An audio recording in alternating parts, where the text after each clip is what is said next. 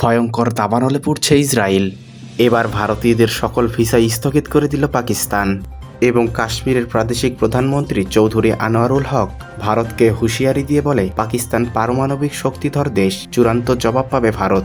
এই ছিল সংবাদ শিরোনাম। বিস্তারিত জানতে পুরো ভিডিওর সাথেই থাকুন। ভয়াবহ দাবানলে পড়ছে ইসরায়েল। তীব্র তাপ এবং প্রবল বাতাসের কারণে দেশটির বেশ কয়েকটি শহরে আগুন ছড়িয়ে পড়েছে।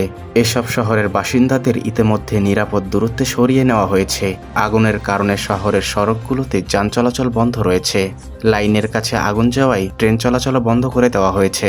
এমন পরিস্থিতিতে অ্যাডহক কমান্ড সেন্টারে জরুরি বৈঠকে অংশ নিয়েছেন ইসরায়েলের প্রধানমন্ত্রী বেনিয়ামিন নেতানিয়াহু এবং সেখানকার স্থানীয় পুলিশ জনসাধারণকে সাবধানতা অবলম্বন করতে এবং ক্ষতিগ্রস্ত এলাকা থেকে দূরে থাকার নির্দেশ দিয়েছে।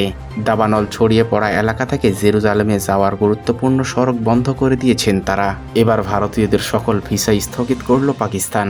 জম্মু থেকে কাশ্মীরের পেহেলগামে ২৬ জনকে গুলি করে হত্যার ঘটনা ঘটেছে।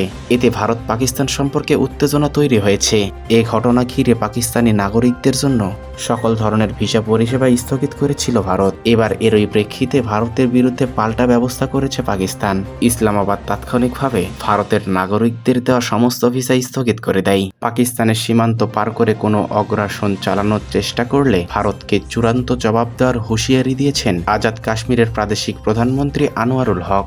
তিনি বলেন, পাকিস্তানের সীমানা লঙ্ঘনের সাহস নেই ভারতের। বৃহস্পতিবার ২৪শে এপ্রিল আজাদ কাশ্মীরের আইনসভায় দেওয়া এ ভাষণে তিনি এসব কথা বলেন। সভায় ভারতের বিরুদ্ধে চাণক্য নীতি অনুসরণ করে অভিযোগ তোলেন চৌধুরী আনোয়ারুল হক। ভারতের অবস্থানকে তিনি কূটনীতির আচরণে ছুরি মারার সঙ্গে তুলনা করেন। তিনি বলেন, ভারত যেসব গল্প বলছে তা ইতিমধ্যেই ধরা পড়েছে। এতক্ষণ আমাদের সাথে থাকার জন্য ধন্যবাদ। চাইলে ভিডিওটিকে লাইক করে চ্যানেলকে সাবস্ক্রাইব করে যেতে পারেন।